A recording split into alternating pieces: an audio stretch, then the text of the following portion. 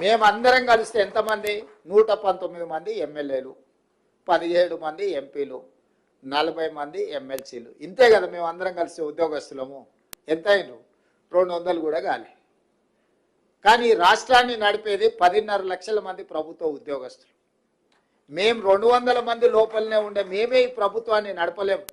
ఈ ప్రభుత్వం సాధించిన విజయాలకు మేము 200 మందే అని ఎవరైనా అనుకుంటే అది వాళ్ళ భ్రమనే. అది నిజం కాదు, అర్ధసత్యం మాత్రమే. మేము ఇక్కడ కూర్చొని నిర్ణయాలు చేయొచ్చు. ఒక రకంగా చెప్పాలంటే 15 మంది మంత్రులే మారిండ్రు.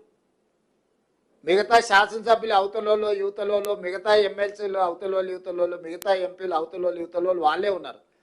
మారిందల్లా ముఖ్యమంత్రి 15 మంది మంత్రులు తప్ప మిగతా వాళ్ళందరూ దాదాపుగా అటుగనో ఇటుగనో 200లలో 100 మంది పాతోలే కొనసాగుతున్నారు. మమ్మల్ని వదిలేస్తే 10 లక్షలు గతంలో ఉన్న ప్రభుత్వ ఉద్యోగస్తులు మీరే.